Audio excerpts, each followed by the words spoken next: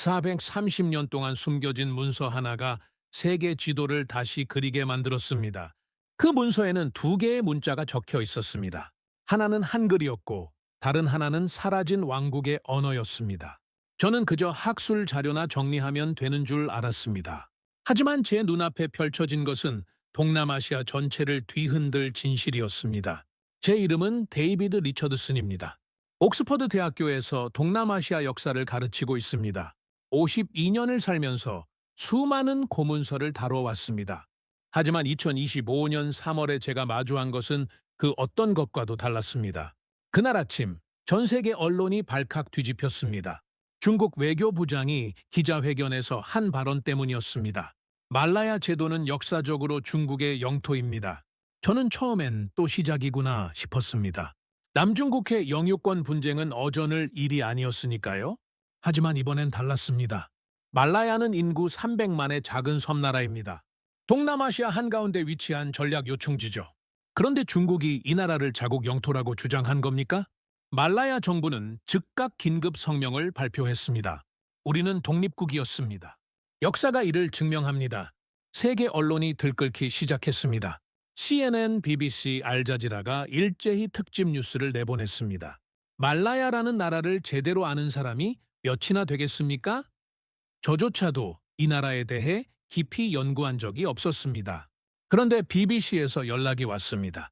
리처드슨 교수님, 긴급 인터뷰가 가능하십니까? 제작진은 다급했습니다. 말라야의 역사적 독립성을 증명할 자료가 있는지 물었습니다. 저는 솔직히 답했습니다. 잘 모른다고요. 하지만 조사해보겠다고 약속했습니다. 저는 곧바로 대형 박물관으로 향했습니다. 대형 박물관 지하 3층에는 일반인이 절대 들어갈 수 없는 구역이 있습니다. 한국관 폐쇄 문서 보관소입니다. 1997년 홍콩 반환 이후 중국과의 외교 마찰을 피하기 위해 아시아 관련 민감 자료들을 여기에 숨겨뒀죠. 제가 왜 한국관을 찾았냐고요? 말라야 역사를 추적하다 보니 이상한 기록이 눈에 띄었습니다. 1592년 임진왜란 시기에 조선 수군이 동남아시아까지 원정을 갔다는 문헌이 있었습니다. 당시 조선은 일본과 전쟁 중이었는데 왜 동남아까지 갔다는 겁니까? 박물관 담당자는 처음엔 난색을 표했습니다. 교수님, 그 구역은 허가가 필요합니다. 저는 BBC 인터뷰 일정을 보여줬습니다. 국제적 이슈라고 설명했습니다. 담당자는 한참을 고민하더니 결국 열쇠를 꺼냈습니다. 30분만 드리겠습니다. 지하 3층으로 내려가는 계단은 어둡고 축축했습니다. 형광등이 깜빡거렸습니다. 공기는 곰팡이 냄새로 가득했죠. 문을 열자 수천 개의 상자가 보였습니다. 저는 1592년 전후 자료를 찾기 시작했습니다. 10분이 지났습니다. 20분이 지났습니다. 아무것도 찾지 못했습니다. 담당자가 곧 올라오라고 재촉할 시간이었습니다. 저는 마지막으로 구석에 있는 상자 하나를 열었습니다. 그 순간 제 심장이 멈췄습니다. 상자 안에는 양피지로 된 문서가 있었습니다. 가로 50cm, 세로 79cm 크기였습니다. 황갈색으로 변색되어 있었지만 글자는 또렷했습니다. 그런데 이게 무슨 일입니까? 문서에는 두 종류의 문자가 적혀 있었습니다. 왼쪽에는 한글이 있었습니다. 오른쪽에는 제가 본 적 없는 문자가 있었습니다. 곡선이 많고 흐르는 듯한 글씨체였죠. 저는 손이 떨렸습니다. 한글로 적힌 부분을 읽기 시작했습니다. 저는 한국어를 읽을 수 있습니다. 20년 전 서울에서 1년간 연구한 적이 있었거든요. 대조선국과 말라야 왕국은 형제국으로서 영원한 우호를 맺는다. 저는 숨이 막혔습니다. 조선이라는 이름이 왜 여기 있다는 겁니까? 말라야 왕국이라니 이게 대체 뭡니까? 저는 재빨리 사진을 찍었습니다. 담당자가 계단을 내려오는 소리가 들렸습니다. 교수님, 시간입니다. 저는 상자를 닫고 뛰어 올라갔습니다. 가슴이 두근거렸습니다. 손에 쥔 휴대폰 속 사진이 믿기지 않았습니다. 박물관을 나와 곧바로 연구실로 향했습니다. 사진을 확대해서 다시 봤습니다. 문서 하단에는 날짜가 적혀 있었습니다. 선조 25년 4월이라고 되어 있었습니다. 선조 25년이면 1592년입니다. 바로 임진왜란이 일어난 그 해였죠. 저는 오른쪽 문자를 분석하기 시작했습니다. 동남아시아 고대 문자 데이터베이스를 뒤졌습니다. 2시간이 지났을 때 마침내 일치하는 문자를 찾았습니다. 고대 말라야 왕국 문자였습니다. 15세기부터 17세기까지 사용됐다가 사라진 문자죠. 번역 프로그램을 돌렸습니다. 오른쪽 문자의 내용이 화면에 떴습니다. 한글 부분과 정확히 일치했습니다. 형제국으로서 영원한 우호를 맺는다. 이건 단순한 외교 문서가 아니었습니다. 이것은 조약이었습니다. 저는 당장 동료 교수들에게 연락했습니다. 지금 당장 연구실로 와주십시오. 믿을 수 없는 걸 발견했습니다. 3명의 교수가 달려왔습니다. 한국사 전공 김 교수, 동남아 언어학 전공 수잔 박사, 고문서 감정 전문가인 톰슨 교수였습니다. 김 교수가 사진을 보더니 얼굴이 하얗게 질렸습니다. 이건 조선 왕실의 공식 문서 양식입니다. 인장까지 찍혀 있습니다. 수잔 박사가 말라야 문자를 확인했습니다. 이 문법은 16세기 말라야 왕실 문서에서만 쓰이던 겁니다. 일반인은 쓸 수 없었죠. 톤슨 교수가 양피지 상태를 분석했습니다. 문서의 재질과 변색 정도로 봐서 400년 이상 된 게 확실합니다. 우리는 모두 침묵했습니다. 이 순간 저는 깨달았습니다. 역사 전쟁이 시작됐다는 것을. 중국이 말라야를 자국 영토라고 주장하고 있습니다. 하지만 430년 전에 조선과 말라야는 형제국 관계를 맺었습니다. 이것은 말라야가 독립왕국이었다는 결정적 증거입니다. 그런데 더 큰 문제가 있었습니다. 왜 이 문서가 430년 동안 숨겨져 있었다는 겁니까? 누가 이것을 감췄습니까? 그리고 왜 지금 이 시점에 제가 이것을 발견한 겁니까? 저는 BBC에 전화를 걸었습니다. 인터뷰 일정을 잡아주십시오. 말씀드릴 게 아주 많습니다. 하지만 저는 몰랐습니다. 이 발견이 제 인생을 완전히 바꿔놓을 거라는 것을, 그리고 한국이라는 나라가 얼마나 대단한지를 전 세계에 알리게 될 거라는 것을요. BBC 방송국에서 연락이 왔습니다. 이틀 후 생방송 인터뷰가 잡혔습니다. 저는 48시간 안에 모든 것을 정리해야 했습니다. 하지만 문제가 있었습니다. 저는 조선에 대해 아는 게 거의 없었습니다. 동남아시아 전문가인 제가 왜 한국 역사를 공부해야 합니까? 하지만 선택의 여지가 없었습니다. 조약문을 제대로 설명하려면 1292년 조선의 상황을 알아야 했습니다. 저는 밤새 자료를 뒤지기 시작했습니다. 임진왜란 관련 영문 논문을 찾았습니다.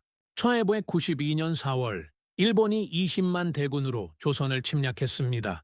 조선은 불과 20일 만에 수도 한양을 빼앗겼죠. 왕은 의주까지 피난을 갔습니다. 나라가 완전히 무너진 상황이었습니다. 그런데 이상한 점이 있었습니다. 그해 4월, 바로 전쟁이 시작된 그달의 조선은 말라야와 조약을 맺었습니다. 나라가 망하기 직전인데 왜 동남아시아와 외교 관계를 맺었다는 겁니까? 저는 더 깊이 파고들었습니다. 조선 수군 기록을 찾았습니다. 이순신이라는 장군이 나왔습니다. 이 사람은 바다에서 일본군을 계속 격파했습니다. 23전 23승이라는 기록이 있었죠. 한 번도 지지 않았다는 겁니까? 저는 점점 흥분되기 시작했습니다. 육지에서는 무너졌지만 바다에서는 완전히 달랐습니다. 조선 수군은 일본 보급로를 차단했습니다. 거북선이라는 특수 전함을 사용했죠. 세계 최초의 철갑선이었습니다. 그때 깨달았습니다. 조선이 말라야와 조약을 맺은 이유를요. 일본의 보급로를 완전히 끊으려면 남쪽 바닷길을 막아야 했습니다. 동남아시아의 협력이 필요했던 겁니다. 말라야는 바로 그 전략 요충지에 있었습니다. 저는 소름이 돋았습니다. 전쟁 중에도 이런 외교 전략을 펼쳤다는 게 믿기지 않았습니다. 조선은 단순히 방어만 한 게 아니었습니다. 국제연합을 만들려고 했던 겁니다. 다음 날 아침 김 교수가 연구실로 찾아왔습니다. 교수님, 서울대학교 박물관에 연락해봤습니다. 김 교수의 얼굴에는 흥분이 가득했습니다. 조선 왕조실록의 말라야 관련 기록이 있습니다. 저는 즉시 물었습니다. 어떤 내용입니까? 김 교수가 노트북을 열었습니다. 화면에는 한문으로 된 기록이 떠 있었습니다. 그가 번역을 시작했습니다. 선조 25년 4월 15일, 남해 통제사 이순신이 장계를 올리다. 말라야국 사신이 부산포에 도착하였으니 접견을 청하나이다. 저는 숨을 멈췄습니다. 말라야 사신이 조선에 왔었다는 겁니까? 1992년 4월이면 전쟁이 막 시작된 시점입니다. 그런데 동남아시아에서 사신이 왔다고요? 김 교수가 계속 읽었습니다. 선조께서 답하시길 외적이 침입한 급박한 시기에 먼 나라에서 우위를 표하니 감격스럽다. 형제의 맹약을 맺고자 하노라. 저는 의자에서 벌떡 일어났습니다. 이건 단순한 외교 문서가 아닙니다. 이것은 군사 동맹이었습니다. 김 교수가 고개를 끄덕였습니다. 서울대 측에서 더 많은 자료를 보내주겠다고 했습니다. 하지만 한 가지 경고를 했습니다. 저는 긴장했습니다. 무슨 경고입니까? 김 교수의 표정이 굳었습니다. 중국 정부가 이미 움직이고 있다고 합니다. 한국 학계에 압력을 넣고 있다는군요. 저는 창밖을 바라봤습니다. 옥스퍼드 캠퍼스는 평화로웠습니다. 학생들이 잔디밭에서 책을 읽고 있었죠. 하지만 저는 알고 있었습니다. 조용한 전쟁이 시작됐다는 것을요. 그날 오후 서울에서 이메일이 왔습니다. 발신자는 한국해양대학교 박철수 교수였습니다. 조선수군사 전문가라고 했습니다. 이메일에는 15개의 첨부 파일이 있었습니다. 저는 파일을 하나씩 열었습니다. 첫 번째 파일은 지도였습니다. 1992년 동아시아 해상 무역로가 그려져 있었습니다. 조선에서 출발해 류큐를 거쳐 말라야까지 이어지는 붉은 선이 보였습니다. 두 번째 파일은 난중일기 번역본이었습니다. 이순신 장군이 직접 쓴 일기였죠. 1992년 5월 7일 기록에 이런 내용이 있었습니다. 남방의 말라야국 사신과 회담하다. 그들은 외의 만행을 듣고 의로운 분노를 표하더라. 저는 손이 떨렸습니다. 세 번째 파일을 열었습니다. 말라야 왕실 기록 사진이었습니다. 고대 말라야 문자로 적혀 있었는데 영문 번역이 함께 있었습니다. 동쪽의 위대한 형제 나라 조선이 외적의 침입을 받았다. 우리는 형제의 의리로 이를 돕기로 결의하다. 이건 도대체 무슨 일입니까? 조선과 말라야가 서로를 형제 나라라고 불렀다는 겁니까? 수천 킬로미터 떨어진 두 나라가 전쟁 중에도 서로를 도왔다고요? 저는 박철수 교수에게 즉시 답장을 보냈습니다. 교수님, 영상 통화가 가능하십니까? 10분 후 화면에 박 교수가 나타났습니다. 60대 중반으로 보이는 온화한 인상의 학자였습니다.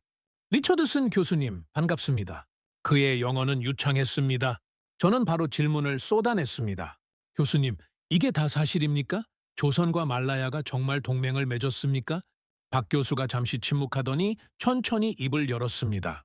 리처드슨 교수님, 제가 30년간 연구한 결과를 말씀드리겠습니다. 그의 목소리에는 확신이 가득했습니다. 1992년부터 1998년까지 임진왜란 7년 동안 조선은 단 한 번도 고립되지 않았습니다. 명나라의 군사 지원만 받은 게 아닙니다. 동남아시아 전역과 네트워크를 구축했습니다. 저는 메모를 하기 시작했습니다. 말라야는 그중 가장 중요한 파트너였습니다. 조선 수군이 동해와 서해를 장악했다면 말라야는 남중국해를 통제했죠. 일본은 완전히 포위됐습니다. 박 교수가 화면을 공유했습니다. 지도가 나타났습니다. 조선, 명, 말라야를 잇는 삼각 동맹이 표시되어 있었습니다. 일본은 그 한가운데에서 고립되어 있었죠. 이것이 바로 임진왜란의 진실입니다. 일본이 패배한 이유는 육지 전투 때문이 아닙니다. 바다에서 완전히 차단됐기 때문입니다. 저는 소름이 돋았습니다. 그렇다면 왜 이 사실이 지금까지 알려지지 않았습니까? 박 교수의 표정이 어두워졌습니다. 일본 제국주의 때문입니다. 1910년부터 1945년까지 일본은 한국을 지배했습니다. 그 기간 동안 수많은 기록이 불탔습니다. 특히 임진왜란 관련 자료는 집중적으로 파괴됐죠. 저는 분노가 치밀었습니다. 그들이 자신들의 패배 역사를 지운 겁니까? 박 교수가 고개를 끄덕였습니다. 하지만 다행히 일부 기록은 살아남았습니다. 조선 왕조실록은 강화도에 숨겨져 있었고 말라야의 기록은 영국이 가져갔죠. 그리고 지금 교수님이 그것을 찾아낸 겁니다. 저는 깊은 숨을 들이쉬었습니다. 박 교수님, 제가 이틀 후 BBC 생방송에 출연합니다. 이 내용을 전 세계에 공개하려고 합니다. 박 교수의 눈빛이 변했습니다. 조심하십시오. 리처드슨 교수님, 중국은 절대 가만히 있지 않을 겁니다. 저는 단호하게 답했습니다. 진실은 밝혀져야 합니다. 말라야는 독립국입니다. 430년 전에도 그랬고 지금도 그렇습니다. 통화를 끊고 나서 저는 창밖을 바라봤습니다. 해가 지고 있었습니다. 캠퍼스에 불이 하나둘 켜지기 시작했죠. 저는 결심했습니다. 이 싸움을 끝까지 가기로요. 하지만 저는 몰랐습니다. 진짜 전쟁은 이제 시작이라는 것을요. BBC 인터뷰를 하루 앞둔 밤이었습니다. 저는 연구실에서 발표 자료를 정리하고 있었습니다. 조약문 사진, 조선 왕조실록 기록, 말라야 왕실 문서까지 모두 준비했습니다. 오후 11시쯤 이메일 알림이 울렸습니다. 발신자는 옥스퍼드 대학교 총장실이었습니다. 이 시간에 총장실에서 메일이 온다는 게 이상했습니다. 저는 클릭했습니다. 리처드슨 교수님, 내일 아침 8시 긴급 면담을 요청합니다. 서명은 마거릿 총장이었습니다. 저는 불안해지기 시작했습니다. 무슨 일이 생긴 겁니까? 저는 즉시 답장을 보냈습니다. 알겠습니다. 라고요? 잠을 거의 이루지 못했습니다. 다음 날 아침 8시 정각, 저는 총장실 앞에 서 있었습니다. 문을 두드렸습니다. 안에서 낮은 목소리가 들렸습니다. 들어오십시오. 문을 열자 마거릿 총장이 책상 앞에 앉아 있었습니다. 하지만 혼자가 아니었습니다. 옆에는 정장을 입은 동양인 남성 2명이 서 있었죠. 총장이 입을 열었습니다. 리처드슨 교수, 소개하겠습니다. 중국 대사관 문화 담당관이십니다. 저는 굳어버렸습니다. 중국 대사관 사람들이 왜 여기 있다는 겁니까? 총장이 계속 말했습니다. 어젯밤 대사관에서 긴급 연락이 왔습니다. 교수님의 BBC 인터뷰가 외교 문제를 일으킬 수 있다고 하더군요. 담당관 중 한 명이 앞으로 나섰습니다. 리처드슨 교수님, 저는 리 담당관입니다. 그의 영어는 완벽했습니다. 교수님께서 발견하신 문서에 대해 들었습니다. 하지만 그 문서의 진위는 아직 검증되지 않았습니다. 저는 반박했습니다. 이미 3명의 전문가가 검증했습니다. 430년 된 진품입니다. 리 담당관이 미소를 지었습니다. 하지만 그의 눈은 차가웠습니다. 학술적 견해는 다양할 수 있습니다. 하지만 방송에 나가서 확정적으로 말씀하시면 곤란합니다. 국제관계에 악영향을 미칠 수 있으니까요. 저는 화가 치밀었습니다. 진실을 말하는 게 왜 악영향입니까? 리 담당관의 표정이 굳어졌습니다. 교수님, 중국과 영국의 관계를 생각해 주십시오. 양국의 무역 규모가 얼마인지 아십니까? 총장이 개입했습니다. 리처드슨 교수, 대사관 측의 우려도 이해해 주십시오. 인터뷰를 연기하는 게 어떻겠습니까? 저는 믿을 수 없었습니다. 총장님, 학문의 자유가 있지 않습니까? 제가 연구한 내용을 발표하는 게 왜 문제입니까? 마거릿 총장이 한숨을 쉬었습니다. 교수님, 대학도 현실을 고려해야 합니다. 중국 유학생이 우리 대학 전체 학생의 30%입니다. 만약 외교 마찰이 생기면 저는 더 이상 듣고 싶지 않았습니다. 총장님, 저는 BBC 인터뷰에 나갑니다. 이것은 학문적 양심의 문제입니다. 리 담당관이 차갑게 말했습니다. 후회하실 겁니다, 교수님. 저는 총장실을 나왔습니다. 복도를 걸으며 손이 떨렸습니다. 분노 때문인지 두려움 때문인지 알 수 없었습니다. 연구실로 돌아와 김 교수에게 전화했습니다. 김 교수, 방금 총장실에 불려갔습니다. 중국 대사관 사람들이 와 있었어요. 김 교수의 목소리가 긴장됐습니다.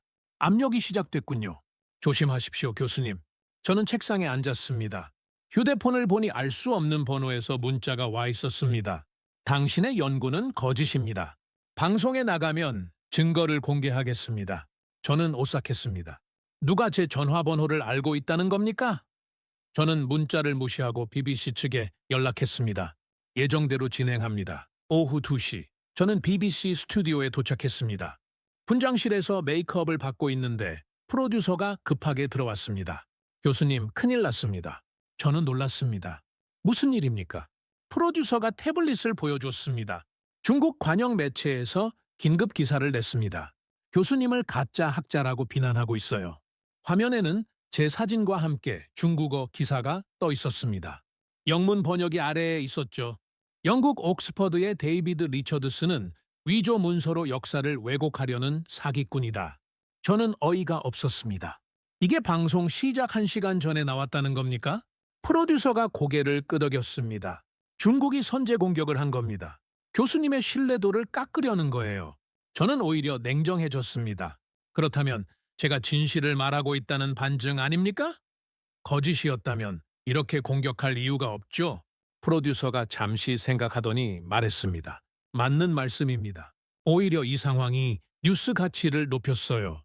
시청자들이 더 궁금해할 겁니다. 오후 3시 생방송이 시작됐습니다. 앵커가 카메라를 보며 말했습니다. 시청자 여러분, 오늘은 특별한 손님을 모셨습니다. 데이비드 리처드슨 옥스퍼드 대학교 교수님입니다. 교수님께서 430년 된 역사적 문서를 발견하셨다는데요. 카메라가 제게로 돌아왔습니다. 저는 깊은 숨을 들이쉬고 말하기 시작했습니다. 네, 저는 대형 박물관에서 1292년 조선과 말라야 왕국의 조약문을 발견했습니다. 화면에 조약문 사진이 떴습니다. 시청자들의 반응이 실시간 댓글로 올라오기 시작했습니다. 이게 진짜냐? 한글이 보인다. 말라야가 독립국이었다는 증거다라는 댓글들이었죠. 앵커가 질문했습니다. 중국 정부는 이 문서가 위조라고 주장하고 있습니다. 어떻게 생각하십니까? 저는 준비한 자료를 꺼냈습니다. 3명의 국제 전문가가 검증했습니다. 양피지 연대 측정 결과 400년 이상 된 것으로 확인됐습니다. 한글과 말라야 문자 모두 16세기 왕실 문서 양식과 일치합니다. 화면에 전문가 검증 보고서가 나타났습니다. 앵커가 다시 물었습니다. 이 발견이 현재 말라야 영유권 분쟁에 어떤 의미가 있습니까? 저는 카메라를 똑바로 바라봤습니다. 말라야는 430년 전에 이미 독립왕국이었습니다. 조선과 대등한 외교 관계를 맺었죠. 이것은 말라야가 중국의 영토였다는 주장을 완전히 반박하는 증거입니다. 그 순간 스튜디오 밖에서 소란이 들렸습니다. 프로듀서가 헤드셋을 쓰고 무언가를 듣고 있었습니다. 그의 얼굴이 창백해졌죠. 앵커가 당황한 표정으로 말했습니다. 잠시만요. 긴급 속보가 들어왔습니다. 화면이 바뀌었습니다. 베이징 특파원이 나타났습니다. 중국 외교부가 방금 긴급 성명을 발표했습니다. 데이비드 리처드슨 교수를 중국 입국 금지 명단에 올렸다고 합니다. 저는 충격을 받았습니다. 입국 금지라니 이게 무슨 일입니까? 방송이 차에 끝나기도 전에 보복이 시작된 겁니까? 하지만 저는 포기할 수 없었습니다. 앵커가 다시 제게 질문했습니다. 교수님, 중국의 입국 금지 조치에 대해 어떻게 생각하십니까? 저는 단호하게 답했습니다. 진실은 두렵지 않습니다. 압력이 아무리 세도 역사적 사실은 변하지 않습니다. 방송이 끝났습니다. 스튜디오를 나오는데 휴대폰이 쉴 새 없이 울렸습니다. 전 세계 언론에서 인터뷰 요청이 쏟아졌습니다. CNN, 알자지라, 한국의 주요 방송사까지요. 저는 채 올라탔습니다. 집으로 가는 길, 백미러를 봤습니다. 검은색 세단 한 대가 계속 따라오고 있었습니다. 저는 긴장했습니다. 신호등에서 멈췄을 때도 그 차는 뒤에 있었죠. 집에 도착했습니다. 현관문을 열고 들어가려는데 누군가 제 어깨를 잡았습니다. 저는 깜짝 놀라 돌아봤습니다. 한국인으로 보이는 남성이 서 있었습니다. 교수님, 놀라게 해서 죄송합니다. 저는 한국국정원 소속입니다. 그는 신분증을 보여주었습니다. 지금 교수님의 신변이 위험합니다. 보호가 필요합니다. 저는 어리둥절했습니다. 보호라니 무슨 말씀입니까? 그가 주변을 살피며 낮은 목소리로 말했습니다. 중국 정보기관이 움직이고 있습니다. 교수님이 가진 자료를 노리고 있어요. 안전한 곳으로 이동하셔야 합니다. 저는 망설였습니다. 하지만 선택의 여지가 없었습니다. 오늘 하루 동안 벌어진 일들이 모두 현실이었습니다. 이것은 더 이상 학술 논쟁이 아니었습니다.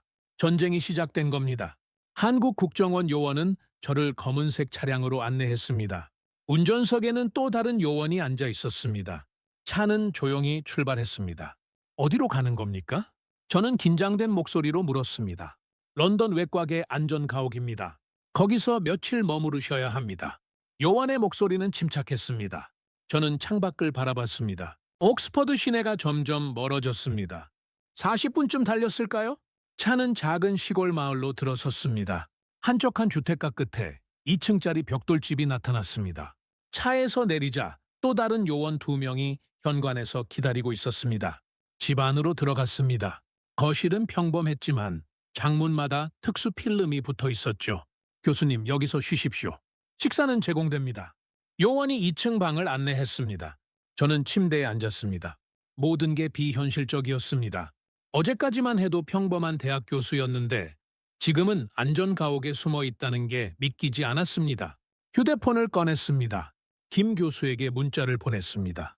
안전한 곳에 있습니다. 걱정 마십시오. 답장이 즉시 왔습니다. 다행입니다. 서울에서 추가 자료를 보냈습니다. 이메일 확인하세요. 저는 노트북을 열었습니다. 서울대학교 박물관에서 온 이메일이 있었습니다. 제목은 긴급 말라야, 관련 추가 증거였습니다. 첨부 파일이 무려 30개나 됐죠. 첫 번째 파일을 열었습니다. 1993년 조선왕조실록 기록이었습니다. 말라야국 왕이 사신을 보내 은 300냥과 후추 1,000근을 바치다. 저는 놀랐습니다. 말라야가 조선의 조공을 바쳤다는 게 아닙니다. 이것은 대등한 국가 간 선물 교환이었습니다. 기록을 계속 읽었습니다.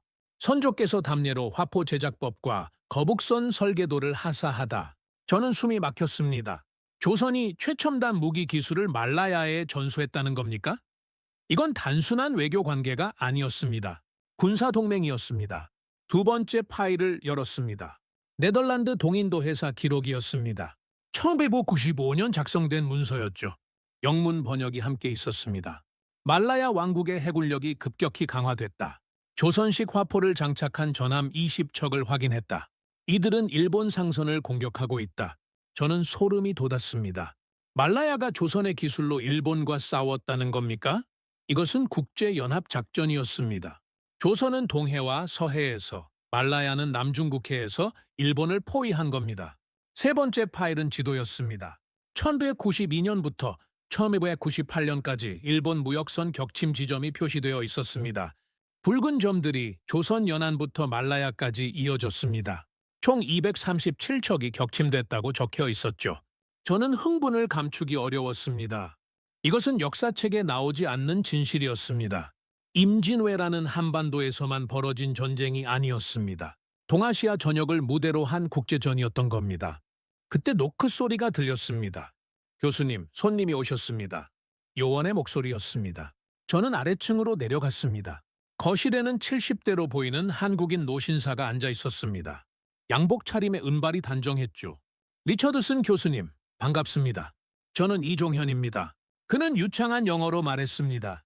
한국 외교부 특별 고문으로 일하고 있습니다. 저는 악수를 했습니다. 어떻게 오셨습니까? 이종현 고문이 진지한 표정으로 말했습니다. 교수님이 발견한 문서는 우리 정부에도 매우 중요합니다. 하지만 한 가지 여쭤보고 싶은 게 있습니다. 저는 긴장했습니다. 무엇입니까?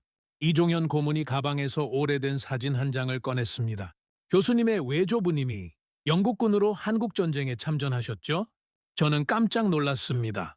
어떻게 아십니까? 제 외조부 존 해리스는 1950년 한국전쟁에 영국군 소속으로 참전했습니다. 부산에서 1년간 복무하다가 1951년 귀국했죠. 저는 어렸을 때 외조부에게서 한국 이야기를 많이 들었습니다. 이종현 고문이 사진을 건넸습니다. 이 사진을 보십시오. 흑백 사진이었습니다. 군복을 입은 젊은 외조부가 동양인 노인과 함께 찍은 사진이었습니다. 뒷배경은 부산 항구였죠. 이 노인이 누구입니까? 저는 물었습니다. 이종현 고문의 목소리가 떨렸습니다. 말라야 왕국의 마지막 왕자 후손입니다. 1948년 말라야가 영국 식민지가 되자 한국으로 망명했습니다. 저는 충격을 받았습니다. 말라야 왕족이 한국에 망명했다는 겁니까? 이종현 고문이 고개를 끄덕였습니다. 조선과 맺은 형제 관계를 기억했기 때문입니다. 그는 부산에서 살다가 1951년 세상을 떠났습니다. 임종 직전 영국군에게 부탁을 했습니다. 저는 숨을 죽였습니다.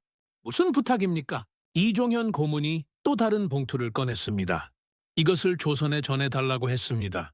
당신의 외조부가 그 영국군이었습니다. 봉투는 낡고 누렇게 변색되어 있었습니다. 겉봉에는 한글과 말라야 문자가 적혀 있었죠. 저는 떨리는 손으로 봉투를 받았습니다. 제 외조부가 이걸 받았다는 겁니까? 이종현 고문이 조용히 말했습니다. 그렇습니다. 하지만 당신은 한국전쟁 중이었습니다. 혼란 속에서 이 봉투는 전달되지 못했습니다. 외조부님은 이걸 평생 보관하셨을 겁니다. 저는 기억을 떠올렸습니다. 외조부가 돌아가시기 일주일 전이었습니다. 2010년 여름이었죠. 저는 외조부 집 다락방을 정리하고 있었습니다. 오래된 트렁크를 발견했습니다. 열쇠는 없었지만 자물쇠가 녹슬어 있었습니다. 저는 드라이버로 억지로 열었습니다. 안에는 군복과 훈장, 그리고 서류 봉투들이 있었죠. 당시 저는 그냥 지나쳤습니다. 한국어를 읽을 줄 몰랐으니까요. 하지만 지금 생각해보니 그 봉투들 중 하나가 말라야 문자로 적혀 있었던 것 같습니다. 저는 이종현 고문을 바라봤습니다. 그 봉투가 지금 어디 있습니까? 이종현 고문이 답했습니다. 외조부님 집일 겁니다. 확인해 보셔야 합니다. 저는 즉시 요원에게 말했습니다. 지금 당장 외조부 집으로 가야 합니다. 요원이 난색을 표했습니다. 교수님, 위험합니다. 중국 측이 감시하고 있을 수 있습니다. 저는 단호하게 말했습니다. 그래도 가야 합니다. 그 봉투에 결정적 증거가 있을 수 있습니다. 이종현 고문이 저를 지지했습니다. 제가 동행하겠습니다. 우리 요원들이 보호할 겁니다. 1시간 후 우리는 외조부의 옛집으로 향했습니다. 런던 북부의 작은 마을이었습니다. 외조부가 돌아가신 후 집은 비어 있었습니다. 부모님이 정리하지 않고 그대로 두셨거든요. 밤 10시 우리는 집에 도착했습니다. 요원 2명이 먼저 들어가 집 안을 확인했습니다. 안전합니다라는 신호가 왔습니다. 저는 이종현 고문과 함께 들어갔습니다. 다락방 계단을 올라갔습니다. 15년 전 그대로였습니다. 트렁크는 구석에 그대로 있었습니다. 저는 뚜껑을 열었습니다. 군복과 훈장 사이에 낡은 봉투들이 보였죠. 하나씩 꺼냈습니다. 5번째 봉투를 집었을 때 저는 멈췄습니다. 겉봉에 한글과 말라야 문자가 적혀 있었습니다. 이종현 고문이 가져온 사진 속 필체와 똑같았죠. 찾았습니다. 저는 떨리는 목소리로 말했습니다. 이종현 고문이 다가왔습니다. 그의 눈에 눈물이 고였습니다. 70년을 기다렸습니다. 이 순간을요? 저는 조심스럽게 봉투를 열었습니다. 안에는 양피지 문서 한 장과 작은 금속 조각이 있었습니다. 양피지를 펼쳤습니다. 한글과 말라야 문자가 병기되어 있었죠. 이종현 고문이 한글 부분을 읽기 시작했습니다.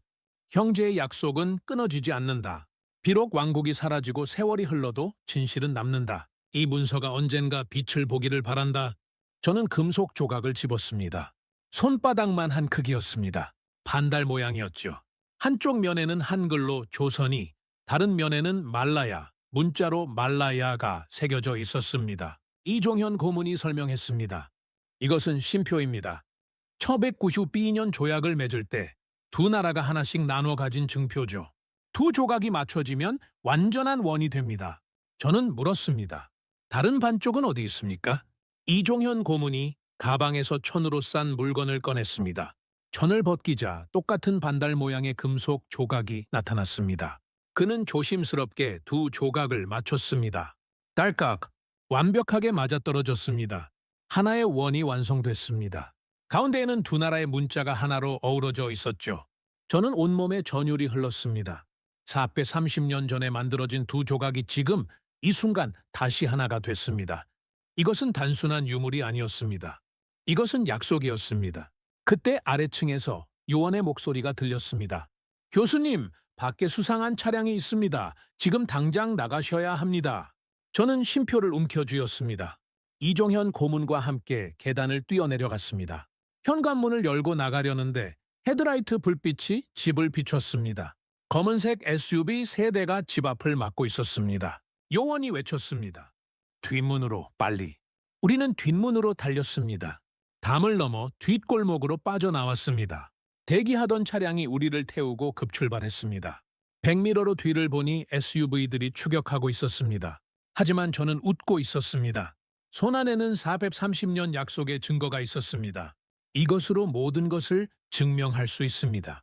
전쟁은 이제 시작입니다. 추격전은 30분 동안 계속됐습니다. 우리 차량은 런던 외곽 도로를 질주했습니다. 뒤따르던 SUV들은 결국 따라오지 못했습니다. 한국 요원들의 운전 실력이 탁월했죠. 새벽 2시, 우리는 안전가옥으로 돌아왔습니다. 이종현 고문이 즉시 서울에 전화를 걸었습니다. 청와대 국가안보실장과 통화하는 것 같았습니다. 20분 동안 한국어로 대화가 이어졌죠. 통화를 끝낸 이 고문이 제게 말했습니다. 교수님, 한국 정부가 움직입니다. 유엔 안전보장이사회 긴급 회의를 요청했습니다. 저는 놀랐습니다. 유엔 안보리까지 간다는 겁니까?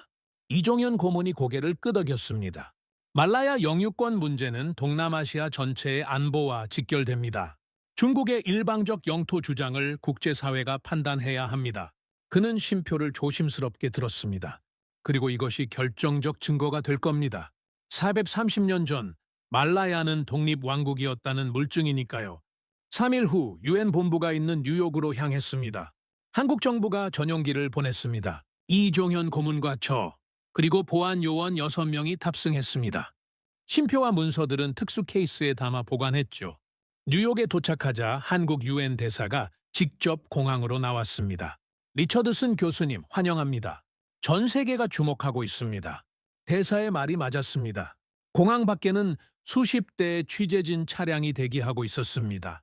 CNN, BBC, 알자지라, 한국 방송사들까지 모여들었죠. 호텔로 이동하는 차 안에서 대사가 브리핑했습니다. 내일 오후 3시에 안보리 회의가 열립니다. 중국이 강력히 반대했지만 미국, 영국, 프랑스가 지지했습니다. 저는 물었습니다. 말라야 정부는 어떻게 반응했습니까? 대사가 미소를 지었습니다. 말라야 총리가 직접 뉴욕으로 옵니다. 교수님께 감사 인사를 하고 싶다고 하더군요. 다음 날 오전 유엔 본부 앞은 시위대로 가득했습니다. 말라야 교민들이 플래카드를 들고 있었습니다. 말라야는 독립국이다. 430년 진실을 밝혀라는 구호가 보였죠.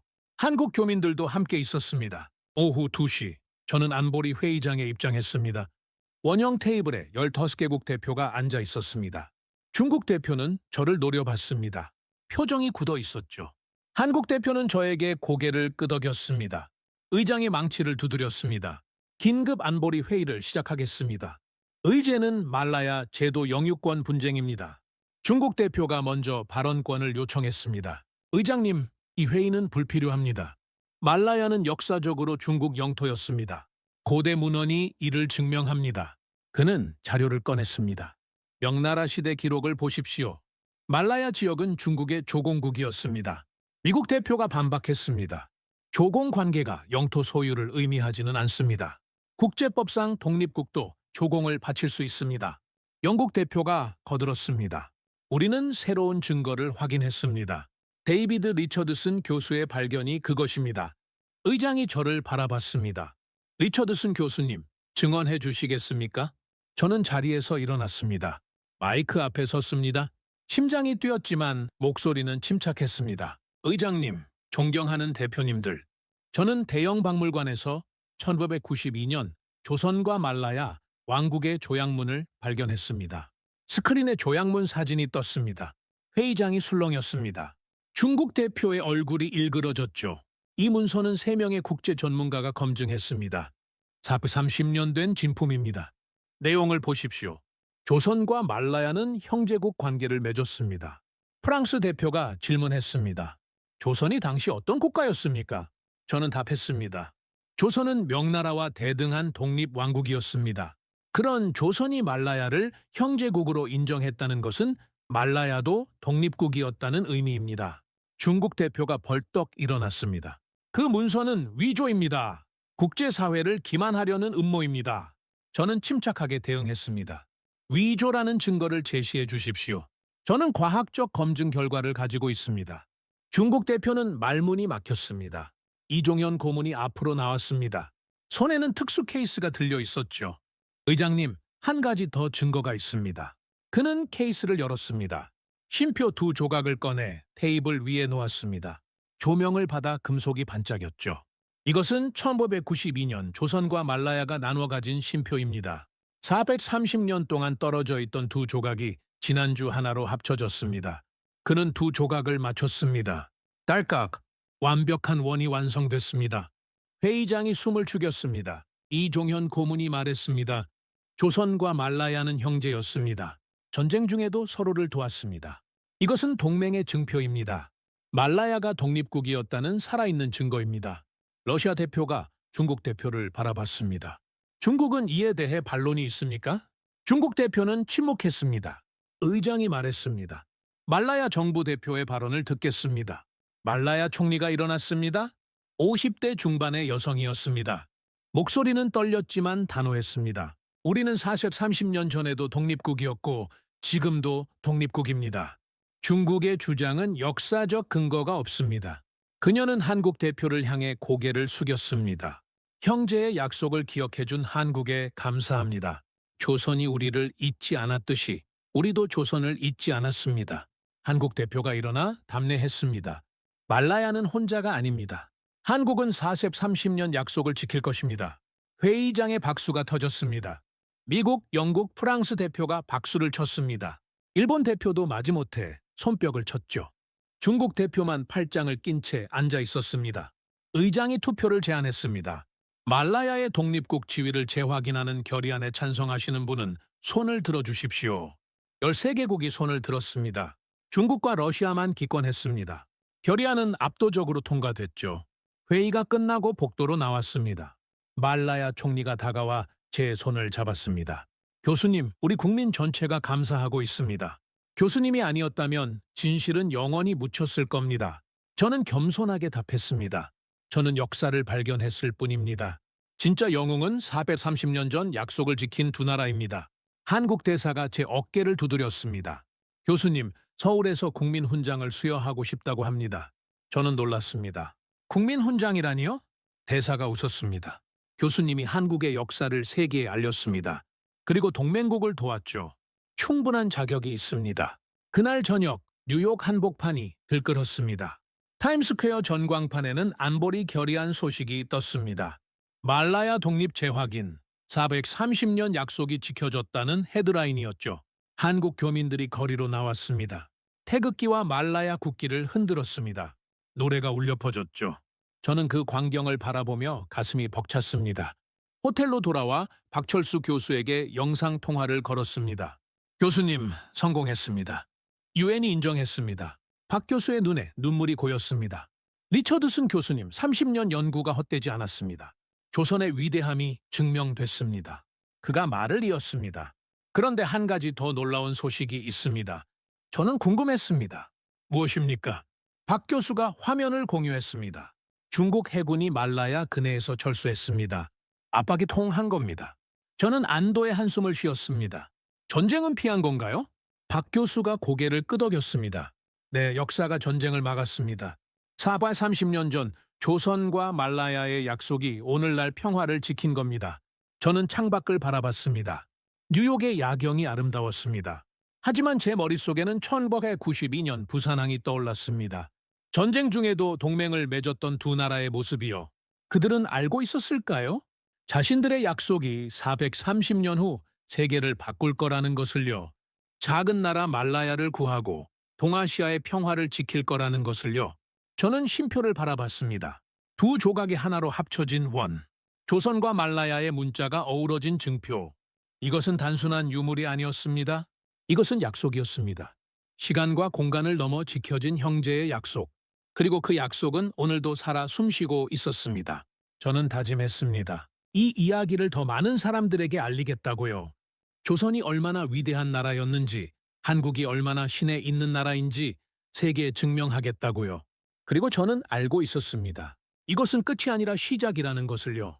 유엔 결의 일주일 후 저는 서울에 있었습니다. 인천공항에 도착하자 수백 명의 시민들이 환영 나왔습니다. 태극기와 말라야 국기를 흔들며 박수를 쳤죠. 저는 당황스러웠습니다.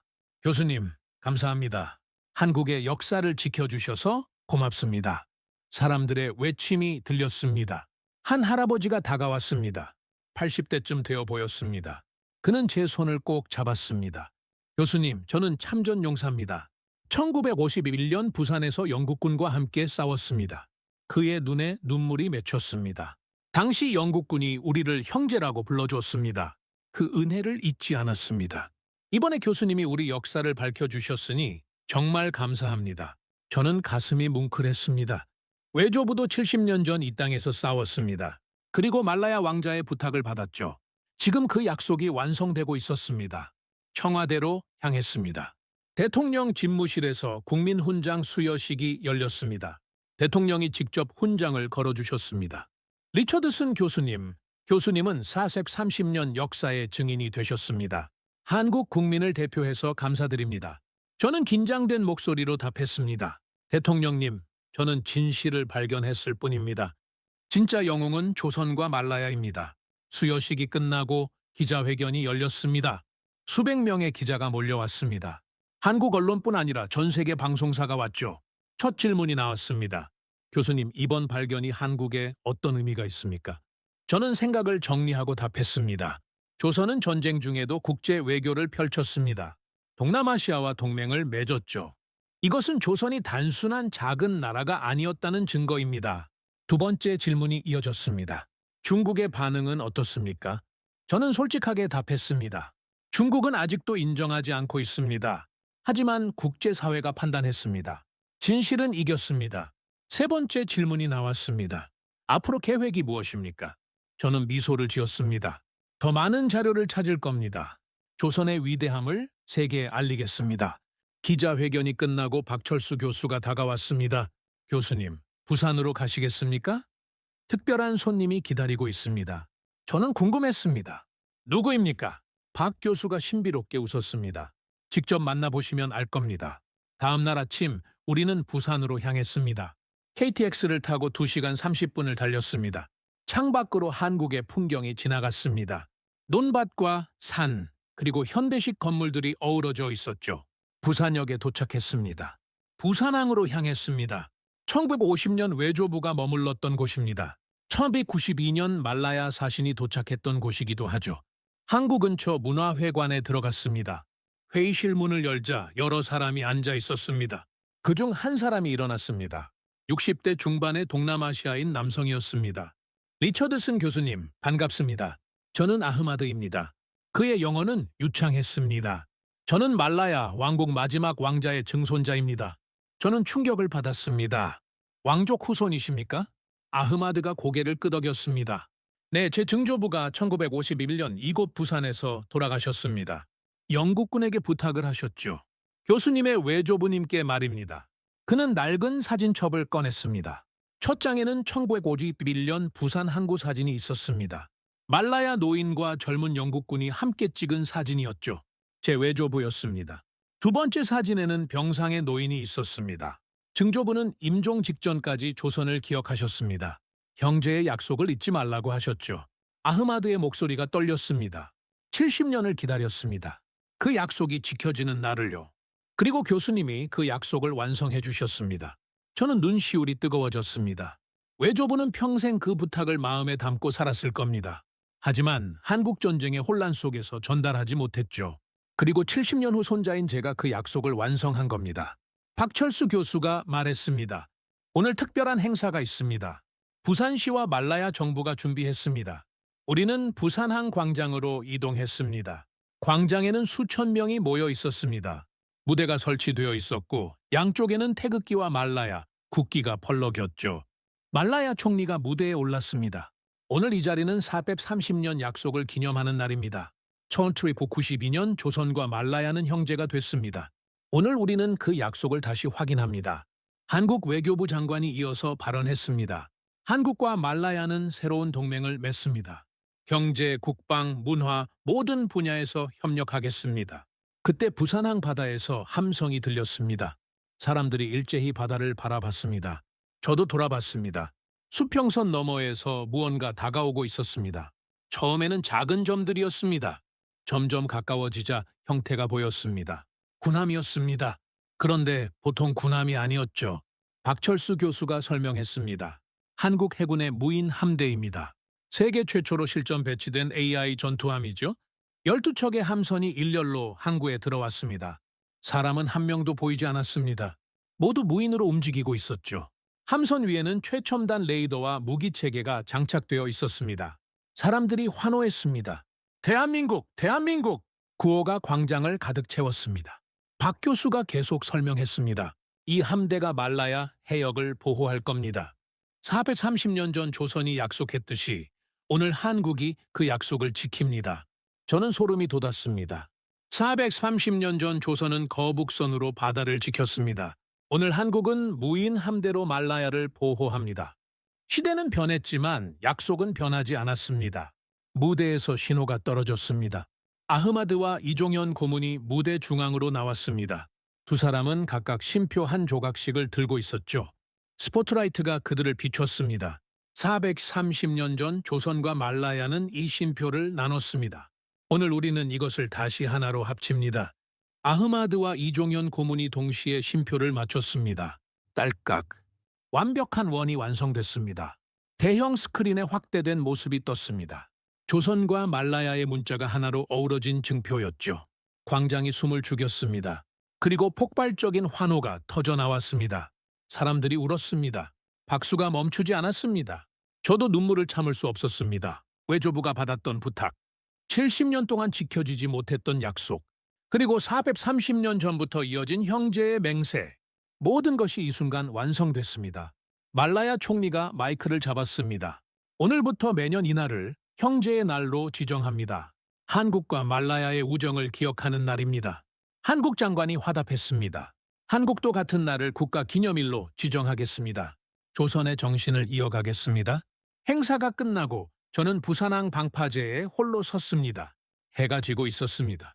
바다는 붉게 물들었죠. 무인 함대가 수평선 너머로 출항하는 모습이 보였습니다. 박철수 교수가 옆에 왔습니다. 교수님, 외조부님께서 자랑스러워 하실 겁니다.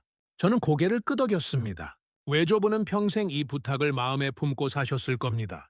전달하지 못한 것을 후회하셨겠죠. 박 교수가 말했습니다. 하지만 결국 전달됐습니다. 70년이 걸렸지만 약속은 지켜졌습니다. 저는 하늘을 바라봤습니다. 별이 하나둘 떠오르고 있었습니다. 외조부도 지금 어딘가에서 보고 계실까요? 손자가 자신의 약속을 완성한 것을요. 교수님, 이제 어떻게 하시겠습니까? 박 교수가 물었습니다.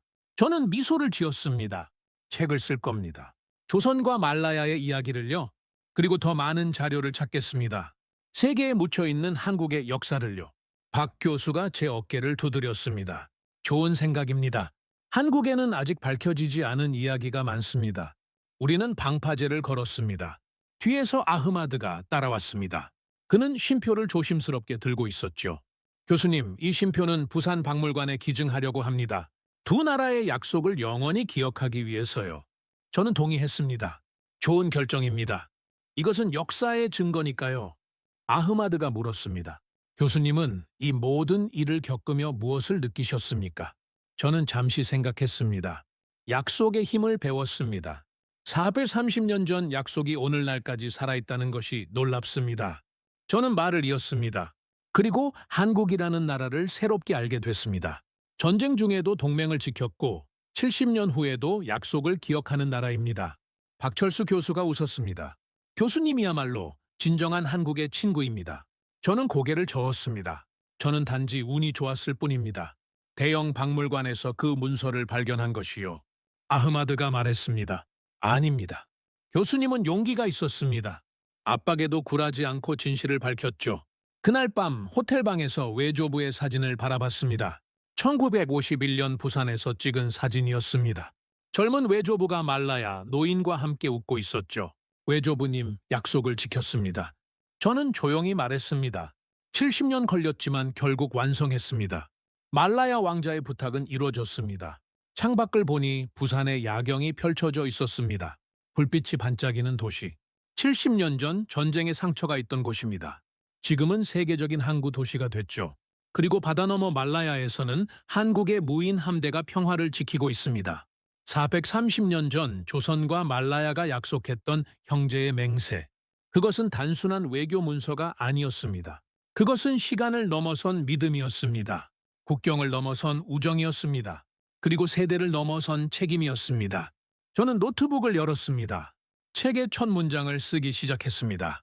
430년 전 두 나라가 약속을 했다. 작은 나라였지만 서로를 형제라고 불렀다. 전쟁이 끝나고 세월이 흘렀지만 약속은 사라지지 않았다. 손가락이 키보드를 두드렸습니다. 이 이야기는 세상에 알려져야 합니다. 조선의 위대함을요. 한국의 신의를요. 그리고 약속의 힘을요. 새벽 2시까지 글을 썼습니다. 첫 장을 완성했을 때 창밖이 밝아지고 있었습니다. 부산의 아침이 오고 있었죠. 저는 미소를 지었습니다. 새로운 하루가 시작됩니다. 430년 약속이 지켜진 후의 첫 아침입니다. 그리고 저는 알고 있었습니다. 이것은 끝이 아니라는 것을요. 새로운 시작이라는 것을요. 조선과 말라야의 이야기는 이제 세계로 퍼져나갈 것입니다. 그리고 더 많은 사람들이 알게 될 것입니다. 약속은 반드시 지켜진다는 것을요. 진실은 결국 드러난다는 것을요. 그리고 한국은 신의의 나라라는 것을요. 부산을 떠나 옥스퍼드로 돌아온 지 3개월이 지났습니다. 저는 책 집필에 몰두했습니다. 제목은 430년의 약속 조선과 말라야의 형제 동맹으로 정했죠. 매일 아침 8시부터 밤 10시까지 썼습니다. 조선 왕조실록 기록을 분석했습니다. 말라야 왕실 문서를 번역했습니다. 1492년부터 1698년까지 7년간의 역사를 재구성했죠. 집필 중에 놀라운 사실들을 발견했습니다. 조선과 말라야의 동맹은 생각보다 훨씬 광범위했습니다. 군사 협력뿐 아니라 문화 교류도 활발했죠. 조선의 도자기 기술이 말라야에 전해졌고 말라야의 향신료가 조선에 들어왔습니다. 더 놀라운 것은 인적 교류였습니다. 1564년 기록을 보니 말라야 젊은이 12명이 조선에 유학 왔습니다. 성균관에서 유학을 배웠다고 적혀 있었죠. 반대로 조선 기술자 20명이 말라야로 갔습니다. 이건 단순한 동맹이 아니었습니다. 이것은 문명 교류였습니다. 동아시아와 동남아시아를 잇는 문화 네트워크였던 겁니다. 6개월 후 원고가 완성됐습니다. 총 450페이지였습니다. 옥스퍼드 대학 출판부에 보냈습니다. 일주일 후 긍정적인 답변이 왔죠. 이 책은 역사학계를 뒤흔들 겁니다. 즉시 출판하겠습니다. 편집자의 메일이었습니다. 3개월의 편집과 교정을 거쳐 책이 나왔습니다. 2026년 봄이었습니다. 출간과 동시에 세계적인 반향이 일었죠. 영국 타임스가 한면에 실었습니다. 숨겨진 동맹 조선이 동남아시아를 구한 이야기. 미국 뉴욕타임스도 서평을 실었습니다. 16세기 국제 질서를 다시 쓴 책. 리처드슨 교수는 역사의 공백을 메웠다. 한국에서는 즉시 번역본이 나왔습니다. 출간 2주 만에 베스트셀러 1위에 올랐습니다. 서점마다 품절 사태가 벌어졌죠. 재판을 찍고 또 찍었습니다. 한국 방송사들이 다큐멘터리를 제작했습니다. KBS, MBC, SBS가 경쟁적으로 특집 프로그램을 만들었습니다. 저는 세 방송사 모두에 출연했죠. 교수님, 한국인들이 이 사실을 왜 몰랐을까요? 진행자가 물었습니다. 저는 답했습니다. 일제 강점기 때문입니다. 일본은 조선의 위대한 역사를 체계적으로 지웠습니다. 특히 임진왜란 관련 자료를 집중적으로 파괴했죠. 진행자가 분노했습니다. 그들이 자신들의 패배를 숨기려 했다는 겁니까? 저는 고개를 끄덕였습니다. 네? 하지만 진실은 사라지지 않았습니다. 조선 왕조실록은 살아남았고 영국과 말라야의 기록이 남아 있었습니다. 프로그램 시청률이 30%를 넘었습니다. 한국 사회 전체가 이 이야기에 열광했습니다. SNS에는 관련 게시물이 넘쳐났죠. 조선 자랑스럽다. 우리 조상님들 대단하다는 댓글이 쏟아졌습니다. 그런데 더 놀라운 일이 벌어졌습니다. 다른 나라들도 유사한 사례를 찾기 시작한 겁니다. 베트남 학자가 연락을 해왔습니다. 리처드슨 교수님, 베트남 왕실 기록에도 조선과의 교류가 있습니다. 그는 17세기 문서 사진을 보냈습니다. 조선이 베트남의 농업 기술을 전수했다는 기록입니다. 벼품종 개량 기술이었죠. 저는 흥분했습니다. 태국 학자도 연락을 해왔습니다. 조선이 태국의 도자기 제작 기술을 가르쳤다는 기록이 있습니다. 1920년대였습니다. 필리핀 학자도 같은 이야기를 했습니다. 조선 상인들이 필리핀에서 무역을 했다는 스페인 문서가 있습니다. 1930년 기록입니다. 저는 깨달았습니다. 조선은 고립된 나라가 아니었습니다. 동남아시아 전역과 네트워크를 구축했던 해양 강국이었던 겁니다. 저는 후속 연구를 시작했습니다. 조선의 해양 네트워크라는 프로젝트였습니다. 동남아시아 10개국 학자들과 공동 연구팀을 꾸렸죠.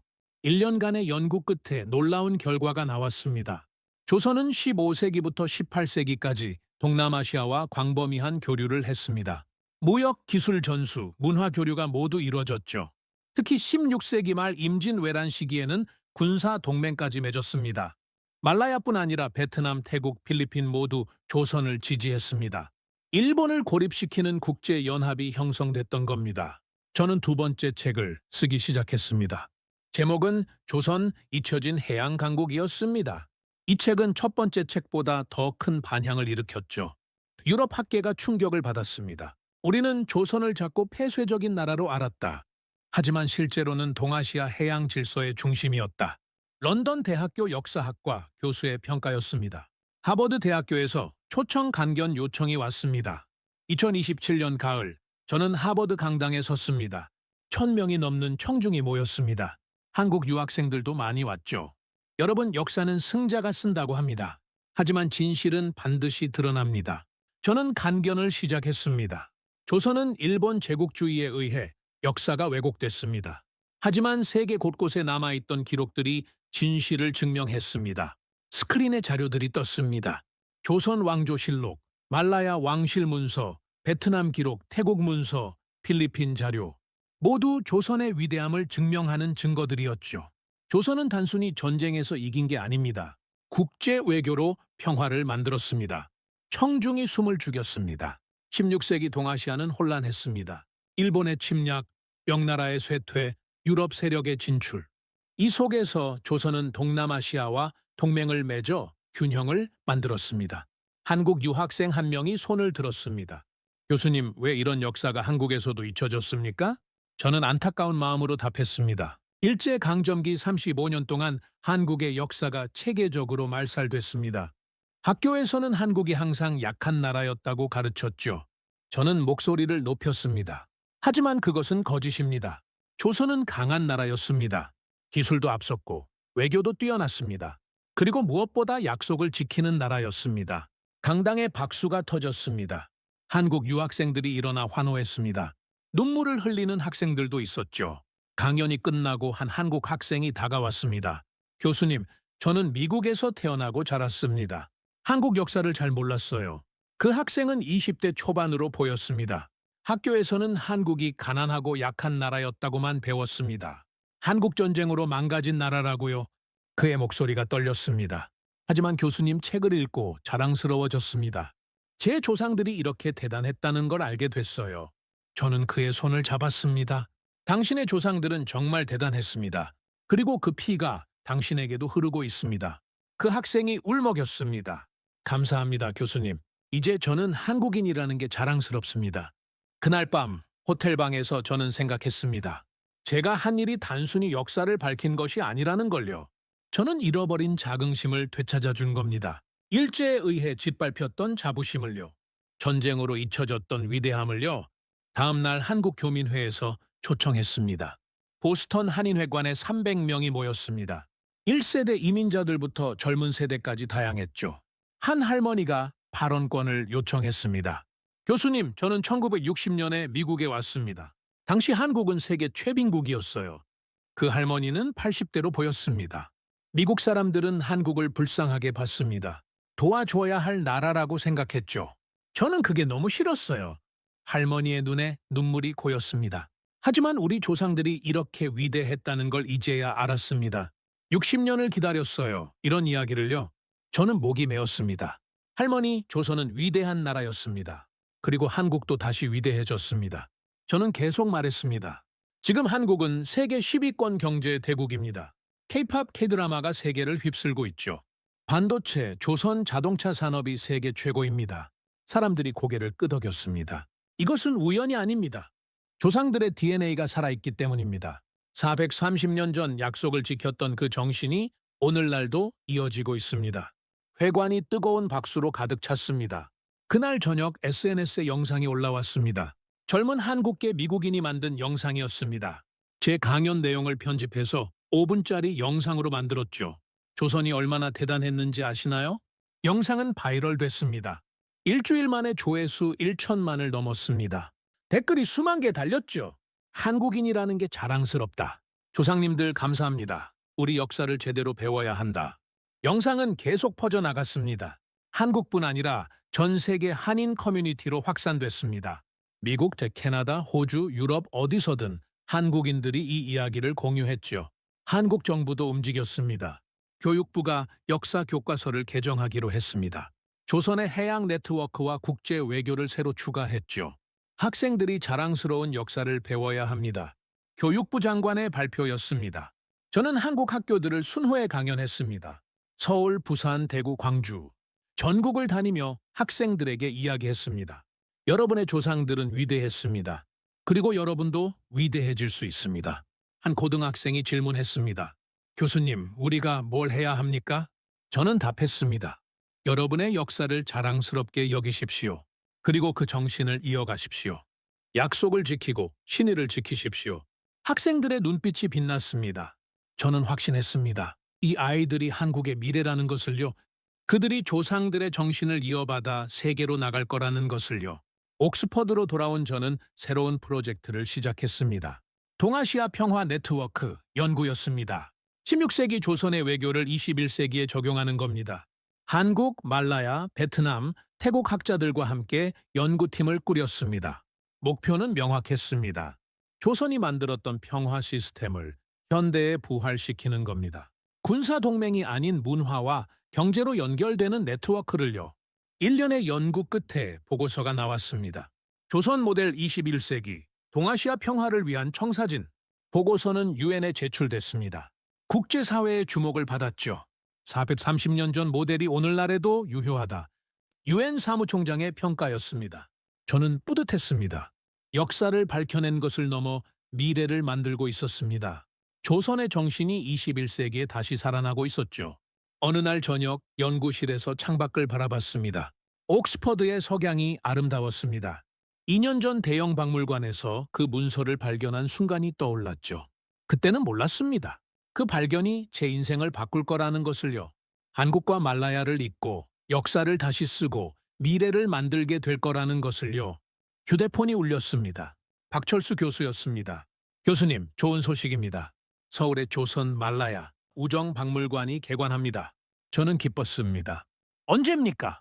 박 교수가 답했습니다. 다음 달입니다. 교수님도 꼭 오셔야 합니다. 개관식 연사로 초청하고 싶습니다. 저는 웃었습니다. 물론이죠. 기꺼이 가겠습니다. 통화를 끊고 달력을 봤습니다. 다음 달이면 제가 그 문서를 발견한 지 정확히 2년이 됩니다. 2년 만에 박물관이 생긴 겁니다. 역사는 빠르게 움직이고 있었습니다. 그리고 저는 그 역사의 증인이자 참여자였습니다. 서울행 비행기에 몸을 실었습니다. 2028년 봄이었습니다. 창밖으로 런던이 멀어졌습니다. 저는 가방 속 외조부의 사진을 만졌습니다. 함께 가는 기분이었죠? 인천공항에 도착하자 또 다시 환영 인파가 있었습니다. 하지만 이번엔 달랐습니다. 2년 전처럼 놀라거나 당황하지 않았습니다. 저는 이제 한국의 일부가 된 것 같았거든요. 교수님 오신 걸 환영합니다. 박철수 교수가 마중 나왔습니다. 그의 옆에는 이종현 고문도 있었습니다. 교수님 박물관을 보시면 깜짝 놀라실 겁니다. 이종현 고문이 미소를 지었습니다. 우리는 서울 용산으로 향했습니다. 국립중앙박물관 옆에 새 건물이 서 있었습니다. 5층짜리 현대식 건물이었죠. 외벽에는 한글과 말라야 문자가 새겨져 있었습니다. 조선 말라야 우정 박물관. 간판이 햇빛을 받아 반짝였습니다. 건물 안으로 들어갔습니다. 1층 로비는 웅장했습니다. 중앙에는 거대한 조형물이 있었죠. 쉼표를 100배 확대한 모형이었습니다. 저것이 박물관의 상징입니다. 박철수 교수가 설명했습니다. 2층으로 올라갔습니다. 전시실이 펼쳐졌습니다. 첫 번째 전시관 제목은 1992년 형제의 약속이었습니다. 벽면에는 조약문 원본이 전시되어 있었습니다. 특수 유리 케이스 안에서 430년 된 양피지가 조용히 빛나고 있었죠. 조명을 받아 한글과 말라야 문자가 또렷했습니다. 옆에는 당시 상황을 재현한 모형이 있었습니다. 조선 수군과 말라야 사신이 만나는 장면이었습니다. 이순신 장군과 말라야 왕자가 손을 맞잡고 있었죠. 세밀한 고증으로 만들어진 모형이었습니다. 세 번째 전시관은 70년의 기다림이었습니다. 1951년 부산의 모습이 재현되어 있었습니다. 한국전쟁 당시 부산항 풍경이었죠. 그리고 중앙에는 외조부와 말라야 노인의 사진이 걸려 있었습니다. 저는 발걸음이 멈췄습니다. 제 외조부가 여기 있었습니다. 박물관에 영원히 기록된 겁니다. 가슴이 뭉클했죠. 사진 옆 설명문을 읽었습니다. 존 해리슨 영국군 상병은 말라야 왕자 후손의 마지막 부탁을 받았다. 70년 후 그의 손자가 그 약속을 완성했다. 저는 눈물을 참을 수 없었습니다. 외조부님 여기 계셨네요. 이렇게 기억되고 계셨어요. 박철수 교수가 제 어깨를 두드렸습니다. 교수님의 외조부님도 영웅입니다. 그분이 없었다면 쉼표는 영원히 사라졌을 겁니다. 4층 전시관은 오늘의 약속이었습니다. 한국과 말라야의 현재 협력 관계가 전시되어 있었습니다. 무역 통계, 문화 교류, 군사 협력까지 모든 것이 있었죠. 특히 눈에 띄는 것은 한국 무인 함대 모형이었습니다. 실제 크기의 10분의 1로 제작된 모형이었습니다. 최첨단 레이더와 무기 체계가 정교하게 재현되어 있었죠. 이 함대가 지금 말라야 해역을 지키고 있습니다. 이종현 고문이 자랑스럽게 말했습니다. 430년 전 조선이 거북선으로 바다를 지켰듯이 오늘 한국은 AI 함대로 평화를 지킵니다. 저는 감탄했습니다. 기술은 변했지만 정신은 같았습니다. 약속을 지키는 나라, 동맹을 소중히 여기는 나라. 그것이 바로 한국이었습니다. 다음 날 개관식이 열렸습니다. 박물관 앞 광장에 3,000명이 모였습니다. 한국 대통령, 말라야 총리, 각국 대사들이 참석했습니다. 저도 연단에 올랐죠. 개회사가 시작됐습니다. 대통령이 마이크를 잡았습니다. 오늘은 역사적인 날입니다. 430년 전 약속이 완전히 실현되는 날입니다. 대통령의 목소리가 광장에 울렸습니다. 조선은 약속을 지켰습니다. 전쟁 중에도 70년이 지나도 430년이 흘러도 잊지 않았습니다. 사람들이 박수를 쳤습니다. 오늘 한국은 그 정신을 이어갑니다. 말라야와의 우정을 영원히 지키겠습니다. 말라야 총리가 이어서 발언했습니다. 한국은 우리의 형제입니다. 430년 전에도 그랬고 오늘도 그렇습니다. 그녀의 목소리가 떨렸습니다. 중국이 우리를 위협했을 때 한국이 일어섰습니다. 역사가 살아있다는 것을 증명했습니다. 광장이 뜨거운 박수로 가득 찼습니다. 제 차례가 왔습니다. 저는 연단에 섰습니다. 3,000명의 시선이 저를 향했습니다. 긴장됐지만 목소리는 침착했습니다. 존경하는 대통령님, 총리님, 그리고 여러분, 저는 2년 전 대형 박물관에서 한 장의 문서를 발견했습니다. 저는 말을 이었습니다. 그때는 몰랐습니다. 그것이 제 인생을 바꿀 거라는 것을요. 그리고 세계를 바꿀 거라는 것을요. 사람들이 숨을 죽였습니다. 하지만 저는 깨달았습니다. 역사는 단순한 과거가 아니라는 것을요. 역사는 살아있고 현재를 만들고 미래를 여는 힘이라는 것을요. 저는 외조부 사진을 가리켰습니다. 대형 스크린에 사진이 떴습니다. 제 외조부는 70년 전 한 노인의 부탁을 받았습니다. 평생 그것을 마음에 품고 사셨죠. 그리고 손자인 제가 그 약속을 완성했습니다. 제 목소리가 떨렸습니다. 이것이 바로 약속의 힘입니다. 세대를 넘고 국경을 넘고 시간을 넘어 이어지는 힘입니다. 광장에서 울음소리가 들렸습니다. 그리고 한국은 그런 나라입니다. 약속을 지키는 나라. 430년 전 약속을 오늘도 지키는 나라입니다. 저는 말라야 총리를 바라봤습니다. 총리님, 한국은 말라야를 절대 버리지 않을 겁니다. 조선이 그랬듯이 한국도 그럴 겁니다. 총리가 눈물을 닦았습니다. 저는 청중을 향해 마지막 말을 했습니다. 여러분 자랑스러워하십시오. 여러분의 조상들이 만든 이 위대한 유산을요. 그리고 그 정신을 이어가십시오. 광장이 폭발적인 박수로 물들었습니다. 사람들이 일어섰습니다. 태극기를 흔들었습니다. 대한민국이라는 구호가 울려 퍼졌죠. 저는 감격했습니다. 이것이 바로 한국이었습니다. 역사를 사랑하고 조상을 존경하고 약속을 지키는 나라였습니다. 개관식이 끝나고 리셉션이 열렸습니다. 박물관 5층 연회장이었습니다. 각국 대사들과 학자들이 모였죠. 한 사람이 저를 향해 걸어왔습니다. 아흐마드였습니다. 말라야 왕족 후손이었죠. 그런데 그의 옆에 젊은 여성이 있었습니다. 교수님 소개하겠습니다. 제 딸 사피아입니다. 아흐마드가 말했습니다. 사피아는 30대 초반으로 보였습니다. 단정한 인상이었죠. 교수님, 저는 말라야 외교부에서 일합니다. 그녀의 영어는 완벽했습니다. 교수님 덕분에 제가 외교관이 될 수 있었습니다. 우리나라가 독립국으로 인정받았으니까요. 저는 놀랐습니다. 제가 그런 영향을 줬다니 영광입니다. 사피아가 미소를 지었습니다. 교수님은 역사를 바꿨습니다. 말라야가 중국에 먹힐 뻔했는데 막아주셨죠. 우리 세대가 독립국 국민으로 살 수 있게 해주셨어요. 그녀의 눈에 진심이 담겨 있었습니다.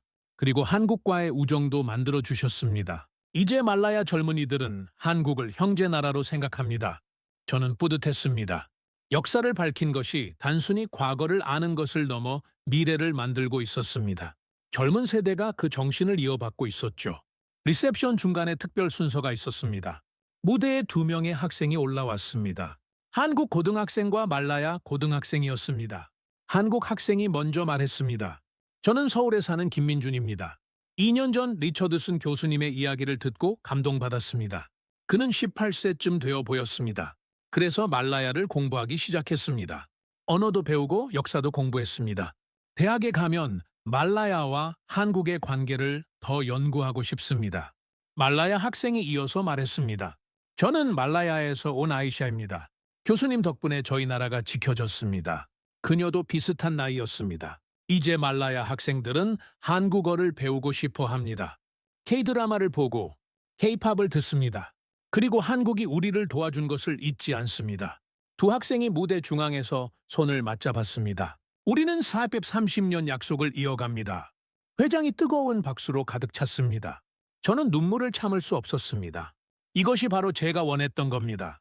젊은 세대가 그 정신을 이어받는 것이요. 밤이 되어 박물관 옥상으로 올라갔습니다. 서울 야경이 한눈에 보였습니다. 남산타워가 빛나고 한강이 흘렀습니다. 2년 전과는 다른 서울이었습니다. 박철수 교수가 옆에 왔습니다. 교수님, 2년 동안 많은 것이 변했습니다. 그가 조용히 말했습니다. 한국의 위상이 달라졌습니다. 이제 세계가 한국을 다르게 봅니다. 저는 고개를 끄덕였습니다. 어떻게 다릅니까? 박 교수가 답했습니다. 예전에는 한국을 경제 강국으로만 봤습니다. 반도체, 자동차, 스마트폰 잘 만드는 나라라고요. 그가 말을 이었습니다. 하지만 이제는 다릅니다.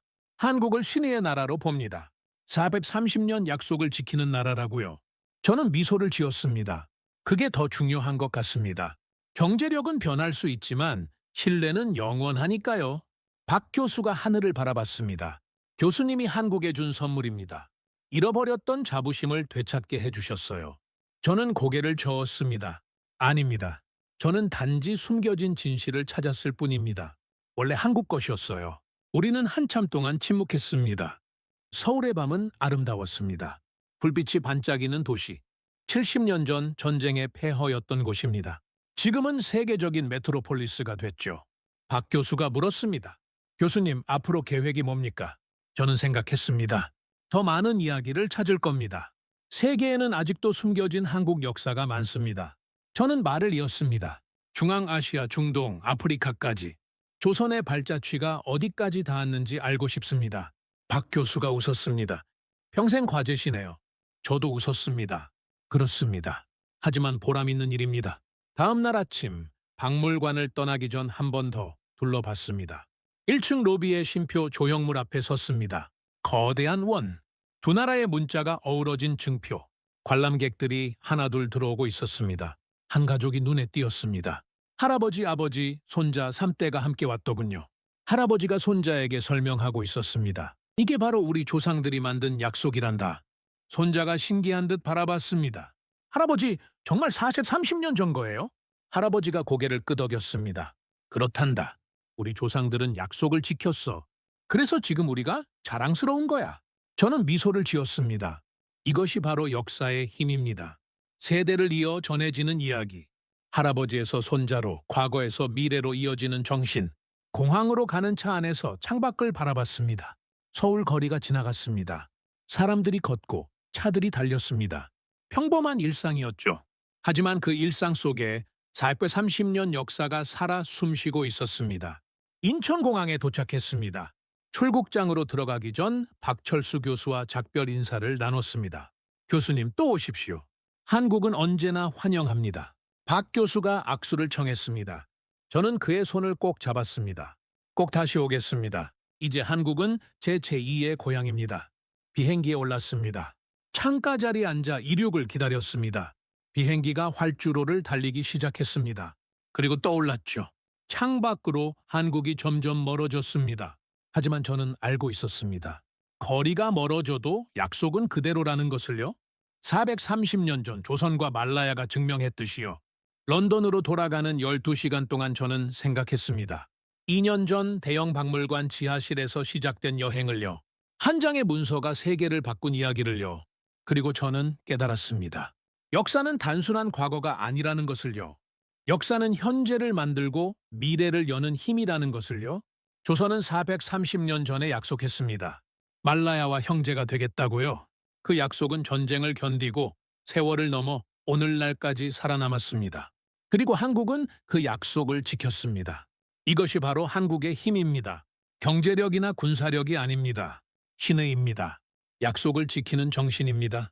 세계가 이제 알기 시작했습니다. 한국은 믿을 수 있는 나라라는 것을요. 430년 약속도 지키는 나라라는 것을요.